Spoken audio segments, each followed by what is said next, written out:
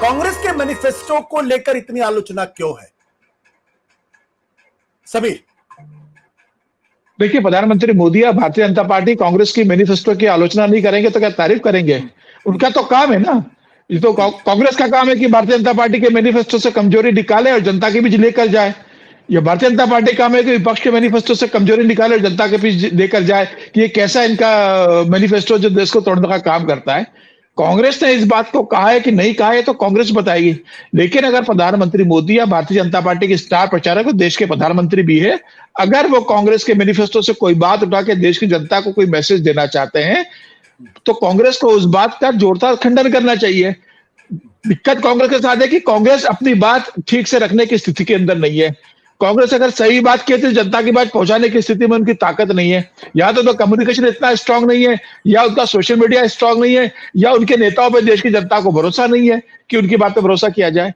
मुझे ऐसा लगता है कि जब विपक्ष ये बात लग रहा था कि प्रधानमंत्री मोदी को इस बार तीसरी बार रोकना है, जब आपने इंडिया गठबंधन बनाया तो क्यों आपने 200 सीटों पर एक कैंडिडेट नहीं खड़ा किया?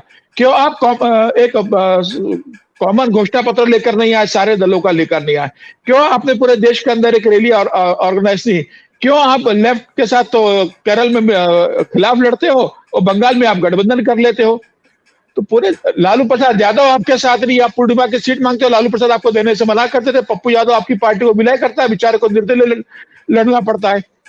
मेरा ये कहना है कि विपक्ष गठबंधन की जो उनकी स्थिति है, ये जानते हुए कि प्रधानमंत्री मोदी उनको रोज रगड़ते हैं परिवारवाद के ऊपर, भ्रष्टाचार के ऊपर, तुष्टिकरण के ऊपर, उसके बाद भी विपक्ष इकट्ठा होकर जवाब देने की स्थिति में नहीं है। तो देश की जनता तो डिसाइड करेगी ना कि अगर प्रधानमंत्री मोदी के सामने कौन है। प्रधानमंत्री मोदी के अंदर 50 गलतियां होगी भारतीय जनता पार्टी में, लेकिन उसके सामने कौन है अब ये तो बताइए। लोकतंत्र के अंदर तो जनता तय करेगी ना कि वो किसका शासन चाहती है। आप और हम थोड़ी तय करेंगे, और आप और हम भी मतदाता हैं। आखिर जब हम भी वोट देने जाएंगे तो हम तय करेंगे ना कि क्या हम देश को 2004 से 2014 तक उसी गठबंधन में झोंक दें, या 2014 से लेकर 2024 तक जो पार्टी का शासन रहा है बिना गठबंधन का, उसके हवाले देश करें। समीर जी, एक तो सवाल जनता तय करेगी ना।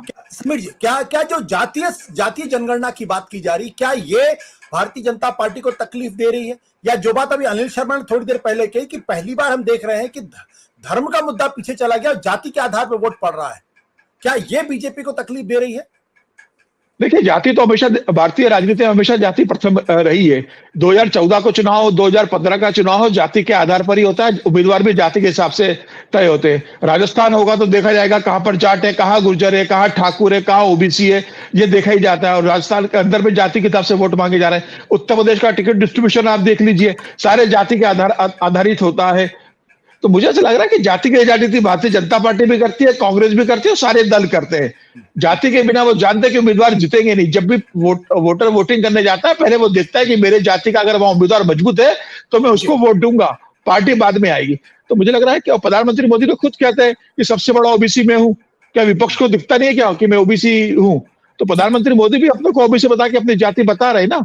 तो जाति की जो उपस्थिति है उससे कोई खारिज नहीं करता। मेरा यह कहना है कि अगर राहुल गांधी और कांग्रेस से कहते हैं कि भाई आरक्षण हम करेंगे, 50% का क्या बढ़ा देंगे, तो अशोक गहलोत की सरकार थी 5 साल, मध्य प्रदेश में उनकी सरकार रही थी, छत्तीसगढ़ में सरकार थी उनकी, कर्नाटका में तो उन्होंने जाति का सर्वे करवाया था सिद्धारमैया ने, क्यों उसे सार्वजनिक नहीं किया?